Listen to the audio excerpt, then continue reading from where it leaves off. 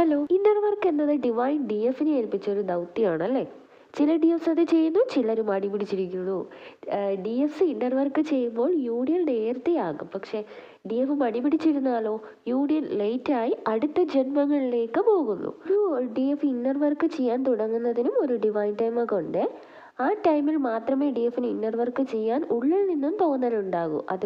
അതുവരെ എത്ര ശ്രമിച്ചാലും അത് പറ്റത്തില്ല. 2 ദിവസം ചെയ്യുമായിരിക്കും, പിന്നെ ഫെയിലായി പോവുകയാണ് ചെയ്യുന്നത്. ഇനി DF inner work and meditation ചെയ്യുമ്പോൾ എന്താണ് സംഭവിക്കുന്നത് നോക്കാം.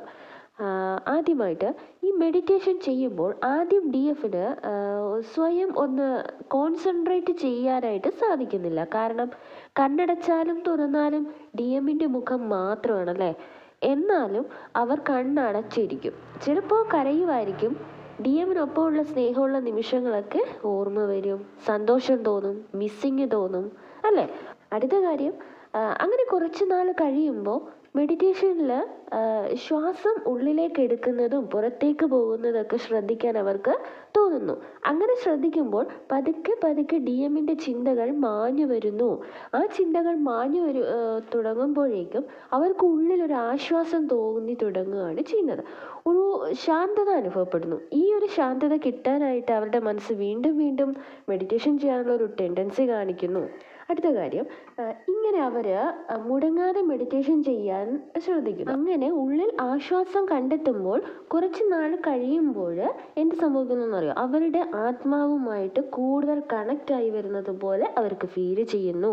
ഈ സമയത്ത് ഉള്ളിലുള്ള നെഗറ്റീവ് ഇമോഷൻസ്, അതായത് ഉണങ്ങാതെ ഉള്ളിൽ ഉറങ്ങിക്കിടക്കുന്ന ആ ഒരു നെഗറ്റീവ് ഇമോഷൻസ് എല്ലാം പുറത്തേക്ക് ചാടുന്നു. അതിപ്പോൾ ദേഷ്യമാണെങ്കിൽ നമ്മൾ നന്നായിട്ട് ദേഷ്യപ്പെടും കൂടെയുള്ളവരോടൊക്കെ. അത് പേടിയാണേലോ നന്നായിട്ട് പേടിക്കും, വിഷമമാണേലും നന്നായിട്ട് കരയും. ഇതൊക്കെ കുറച്ച് നേരത്തേക്കേ ഉള്ളൂ. അത് പ്രകടിപ്പിച്ച് കഴിയുമ്പോഴേക്കും DF താനെ സ്വയം അങ്ങ് അടങ്ങും. ചെയ്തത് തെറ്റായെന്ന് സ്വയം തോന്നും. അവർ സ്വയം ആശ്വസിപ്പിക്കും.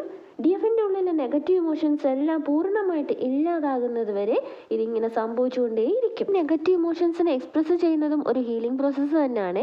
അങ്ങനെ മെഡിറ്റേഷനൊപ്പം ഹീലിംഗ് പ്രോസസ്സും നടക്കുന്നു. ഹീലിംഗ് പ്രോസസ്സിനൊപ്പം സോളുമായിട്ടുള്ള DFൻ്റെ കണക്ഷനും കൂടി വരുന്നു. അതുപോലെ DMനെ പറ്റിയുള്ള ചിന്തകൾ കുറഞ്ഞു വരുന്നു. പക്ഷേ DMൻ്റെ പ്രസൻസ് കൂടി വരുന്നു. നിങ്ങൾക്ക് മനസ്സിലായോ? അതായത് DMനെ കുറിച്ച് ആലോചിച്ച് വിഷമിച്ചിരിക്കുന്ന ആ ഒരു പ്രവൃത്തി പിന്നെ DF ചെയ്യുന്നില്ല. കാരണം DFന് ഈ മെഡിറ്റേഷനിലൂടെ ഭയങ്കരമായ പീസ് കിട്ടുന്നുണ്ട്. പക്ഷേ DMൻ്റെ സാന്നിധ്യം അവർക്ക് നന്നായിട്ട് അനുഭവിക്കാനും കഴിയുന്നു. എപ്പോഴും DM കൂടെയുണ്ട് എന്ന തോന്നൽ ഉണ്ടാകുന്നു.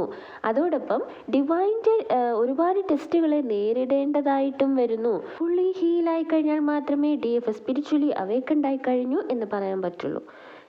ഇന്നർ വർക്ക് ചെയ്യുമ്പോൾ സംഭവിക്കുന്ന ഈ കാര്യങ്ങളെല്ലാം നിങ്ങളും എക്സ്പീരിയൻസ് ചെയ്യുന്നില്ലേ DS? Thank you.